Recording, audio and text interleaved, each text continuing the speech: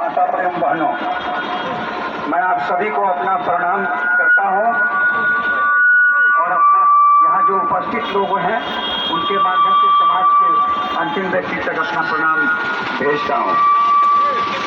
मेरे प्यारे भाइयों, तुर्की के इस आंगन में आज मुझे जो बोलने और आप लोगों से मिलने का अवसर मिला, इसके लिए आपके प्रति मैं अपना आभार भी व्यक्त करता हूं। वैशाली लोकतंत्र की जननी रही है। वैशाली का गौरव पूरी दुनिया में हुआ करता था। पूरी दुनिया को वैशाली लोकतंत्र का आईना दिखाती रही है। जिस लोकतंत्र को वैशाली ने पूरी दुनिया में स्थापित कराया, आज वह लोकतंत्र की जननी और इस लोकतंत्र के बहुसंख्य लोग गुलामी की जंजीरों में जकड़ गए हैं। जब हम लोग वैशाली पे गांव-गांव, घर-घर घूम रहे थे, वैशाली के लोगों को समझने की कोशिश कर रहे थे, तो हम लोगों ने पाया कि वैशाली की जनता करा रही है, वैशाली की धरती गुलाम हो चुकी है। तो हम लोगों ने निश्चय किया कि वैशाली की जनता को इस गुलामी से मुक्ति दिलाएंगे। चुनाव में जो समाजवादी मूल्यों का ह्रास हुआ, उन मूल्यों को स्थापित करके हम सब साथी इस चुनाव के मैदान में मैं कूदा और आज आपके बीच में उपस्थित हुआ हूँ। लोग बड़ी बड़ी सभाएं करते हैं, बड़े बड़े पंडाल लगाते हैं, बहुत सारा धन का दुरुपयोग करते हैं और चुनाव को बहुत खर्चीला बनाते जा रहे हैं। वह पैसा किसका है? वह पैसा सब आप लोगों का है। किसी न किसी तरीके से वह पैसा आप लोगों का ही है, जो नाजायज तरीके से, गलत तरीके से चुनाव में खर्च किया जाता है। और समाजवादी मूल्यों का तो ह्रास ही हो गया।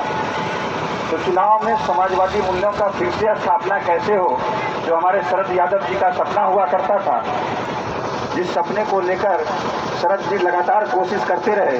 कभी डॉक्टर लोहिया ने कहा था और उस कार्यक्रम को बिहार में कर्पूरी ठाकुर ने आगे बढ़ाया था, और कर्पूरी ठाकुर के बाद जगदेव बाबू उस दौर में थे, उन लोगों ने भी इस अभियान को बड़ी ऊंचाई तक पहुंचाई। बाद के दिनों में शरद यादव अपने जीवन के अंतिम काल तक कमजोर से कमजोर लोग चुनाव कैसे लड़ पाए, पार्टी का अंतिम व्यक्ति चुनाव कैसे लड़ पाए, इसके लिए चिंतित रहा करते थे। और जब भी उनको मौका मिलता था, सबसे हाशिए पर रहने वाला पार्टी का कार्यकर्ता को चुनाव लड़ा देते थे। लेकिन आज जो स्थिति हो गई है, उसमें कहना बहुत मुश्किल है। ये वही जिस जगह पर मैं खड़ा हूँ, ये वही इलाका है, यह वही मीनापुर का क्षेत्र है जहाँ हिंद केसरी यादव जी को शरद यादव जी ने एक जमाने में चुनाव लड़ा दिया था। बगल में गाय घाट करके एक विधानसभा, जहाँ से महेश्वर प्रसाद जी को उन्होंने चुनाव लड़ा दिया था। दूसरी बाजू में साहेबगंज है, वहाँ से भी उन्होंने राम विचार राय जी को चुनाव लड़ाया था। ये लोग बहुत साधारण लोग थे, ये लोग कभी भी राजनीति में चुनाव नहीं लड़ सकते थे।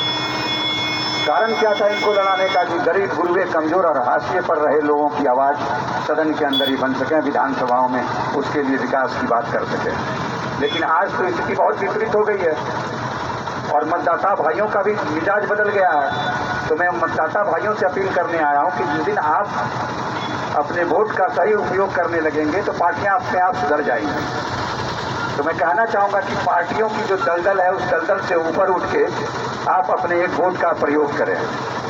यह मीनापुर की धरती, यह क्रांतिकारी धरती रही है, जुब्बा सहनी की धरती रही है। मैं जुब्बा सहनी जी को भी नमन करता हूँ इस धरती पर, और अपने क्रांतिकारियों को याद करके आप सब लोगों को याद दिलाना चाहता हूँ कि हमारे पूर्वजों ने, हमारे महान नायकों ने जो अपनी कुर्बानियाँ दी हैं, उनकी कुर्बानी को व्यर्थ मत जाने दीजिए और अपने वोट का प्रयोग पूंजी के नाम पर मत किया कीजिए, पूंजीवादियों के नाम पर मत किया कीजिए। यह अवसर है जो अवसर आपको फिर 5 साल बाद आएगा।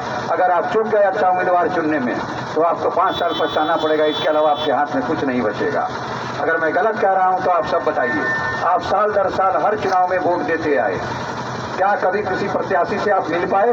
क्या कोई प्रत्याशी आपसे रूबरू करने, सीधी बात करने आपके पास आया? हम लोगों के पास साधन नहीं है। साधन, न्यूनतम संसाधन से हम लोग इस चुनाव मैदान में समाजवादी मूल्यों को स्थापित करने के लिए इस चुनाव मैदान में हम लोगों ने कूदा है और माननीय आदरणीय परम श्रद्धेय श्री शरद यादव के विचारों को आगे बढ़ाने की हर संभव हम लोग कोशिश कर रहे हैं। तो हम लोग कुछ साथी मिलकर इस तरह से अपना प्रचार अभियान गाड़ी के साथ इस तरह से अपनी बात आप लोगों के बीच रख रहे हैं। आप लोगों को लग रहा होगा कि बहुत साधारण लोग हैं, वास्तव में हम लोग बहुत साधारण लोग हैं। हम लोगों के पास कुछ भी नहीं है। एक झोला लटका के चलता हूँ, पक्कड़ आदमी हूँ, समाजवादी आदमी हूँ। उन मूल्यों को स्थापित करने के लिए लगातार चिंतित हूँ, क्योंकि शरद यादव जी के मरने के बाद अब उन मूल्यों की बात करने वाला कोई नेता न कोई सदन में रहा, न इस राज्य में रहा। सब लोग धन बल के ऊपर काम करने लगे, धन से के बाहर कोई सोचने को तैयार नहीं है, कोई करने के लिए तैयार नहीं है। तो ताकत आपके हाथ में है, जनता आप मालिक हैं, संविधान ने आपको एक वोट का अधिकार दिया है, वह वोट आपका है, आप जिसको चाहेंगे दे सकते हैं, कोई डरा नहीं सकता आपको, ना कोई धमका के आपसे कोई वोट ले सकता है। आप जब मतदान करते हैं तो सिर्फ आप जानते हैं कि आप किस पर बटन दबाया, किसको आपने अपना वोट बहुमूल्य वोट दिया, दूसरा कोई व्यक्ति नहीं जान सकता है। तो आप डरिए मत, इस वैशाली के आंगन को गुलामी की जंजीर में जकड़ने से बचा लीजिए, और जो जनता करा रही है, वैशाली की धरती करा रही है, उस किराएपन से, उस कर्ज से वैशाली को बाहर निकालिए और वैशाली को फिर से विश्व की मानचित्र पर स्थापित करके वैशाली को एक मॉडल, एक ऐसा संसदीय क्षेत्र बने कि जिसका विश्व पर मानचित्र पर इसकी चर्चा हो, और यह एक ऐसा मॉडल बने कि दुनिया के लोग जो वैशाली को देखने आए। जो धरती भगवान बुद्ध की, भगवान महावीर की रही हो, जिसका दुनिया में नाम रहा हो, आज वह धरती सराह रही है, उसको आप बचा लीजिए। मैं तो यही बात करने आपसे आया हूँ। आपकी एक वोट आपके बच्चों की और आपके आने वाली पीढ़ी की भविष्य तय करती है। आप अपने एक वोट का उपयोग कम से कम अपने लिए, अपने बच्चों के लिए और आने वाली पीढ़ी के भविष्य को देखते हुए उसका मतदान करें, उसका उपयोग करें। जो 25 मई को आप मतदान करने जाएंगे तो मेरी एक बात जरूर याद रखना कि आप जो वोट देने जा रहे हैं वह आपके लिए क्या किया है, आपके लिए कौन सी ऐसी नीतियों का निर्धारण किया, और अब तक कितनी बार आपके विकास की चर्चा सदन में, विधानसभाओं में करते रहे हैं। यह लोकसभा का चुनाव है, देश की सर्वोच्च पंचायत में आपकी चर्चा होती है, आपकी वोट से आपके विकास की तस्वीर भी की जाती है। एक बेहतर तस्वीर के लिखावट के लिए, बेहतर भविष्य बनाने के लिए अपना इस बार मतदान कीजिएगा। तो मैं कहना चाहूंगा कि इस बार जब आप मतदान करेंगे तो ना तो आप पटना देखकर दीजिएगा, ना आप दिल्ली देखकर अपना वोट का प्रयोग कीजिएगा, न जाति देखकर दीजिएगा, न कोई धर्म देखकर कीजिएगा। इस बार का वोट आप अपने वैशाली के आंगन को सजाने संवारने के लिए, विश्व के मानचित्र पर फिर से उसको स्थापित करने के लिए, अपना और अपने बच्चों और आने वाली पीढ़ी के भविष्य को तय करने के नाम पर दीजिएगा। मैं जानना चाहता हूं आपसे कि वैशाली में कोई एक अच्छी विद्यालय है जिसमें आपके बच्चे पढ़ पाए? वैशाली में कोई एक अच्छा अस्पताल है जहां मुफ्त में आपको इलाज मिल पाए? कृषि से जुड़ा कोई रोजगार धंधा, उद्योग धंधा है जिससे कि किसी हमारे किसान भाइयों को डायरेक्ट, किसान जो खेती करता है उसका लाभ मिल सके? जितनी भी चीनी मिल थी आसपास के लोकसभा क्षेत्र के पास, एक ग्रौल में पड़ता था वो भी बंद हो गया, इधर मोतीपुर में वो भी बंद पड़ा है। इस इलाके में शहद बहुत होती है, लीची बहुत होती है, मक्का बहुत होती है। इन सबसे अगर संबंधित रोजगार, उद्योग धंधों की व्यवस्था अगर सरकार ने की होती, इस इलाके के किसानों के जीवन में खुशहाली आ गई होती। लेकिन ऐसी कोई व्यवस्था आज़ादी के वर्षों बीत जाने के बावजूद भी नहीं हुआ।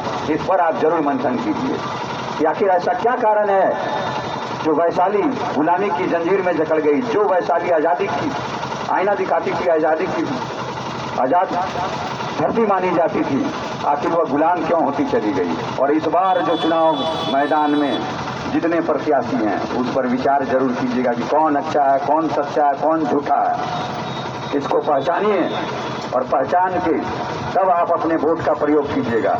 वैशाली को दलदल में, गुलामी में जकड़ने से बचा लीजिए। मैं यहाँ के तमाम दुकानदार भाइयों और तुर्की ग्रामवासियों और इस इलाके के ग्रामीण किसान मजदूर सभी भाइयों से मैं अपील करता हूँ कि अगर आपको अच्छा लगे तो हमारा ये चुनाव चिन्ह गन्ना किसान साथ है, जो आपका चुनाव चिन्ह है। मैं जनता का उम्मीदवार हूँ, यह चुनाव चिन्ह हमारे किसान भाइयों का है, मजदूर भाइयों का है, आम लोगों का है। सबसे बड़ी आबादी, सबसे बड़े वोटर्स हमारे बहुसंख्य आबादी वाले लोग हैं। आप वोट के मालिक हो, आपके वोट से जो चुनाव जीत कर जाते रहे वो अपने लिए विकास की रूपरेखा तय करते रहे। आपकी बदहाली तो वैसे ही रह गई।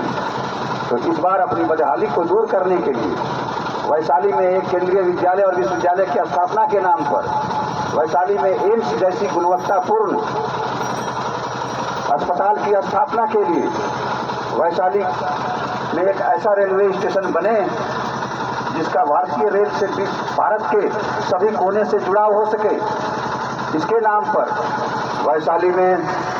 वैशाली का अपना जिला मुख्यालय हो, इसके नाम पर वैशाली के किसान मजदूर भाइयों के लिए चीनी मिल और कृषि से जुड़े हुए उद्योग धंधों के नाम पर और तमाम तरह के सरकारी ठेका पट्टी में आरक्षण लागू करने के नाम पर और इस देश की बहुसंख्य आबादी की तकदीर और तस्वीर को बदलने के लिए जो नीतियों का निर्धारण हो, उसके लिए देश में जाति आधारित जनगणना कराने के नाम पर अपना एक वोट आप देंगे।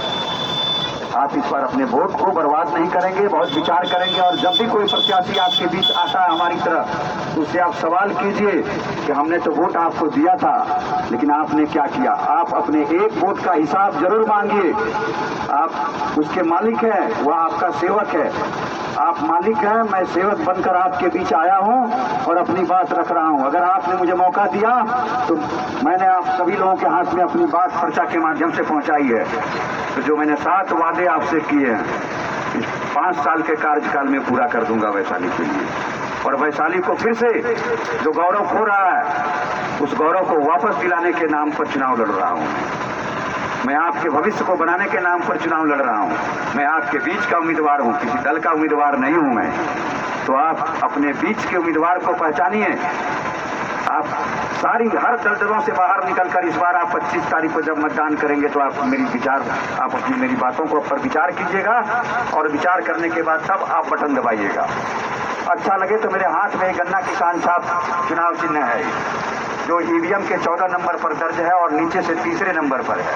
नीचे से ईवीएम में तीसरे नंबर पर है और ये गन्ना किसान छाप जो आपका चुनाव चिन्ह है, इस पर एक मत जरूर दीजिएगा।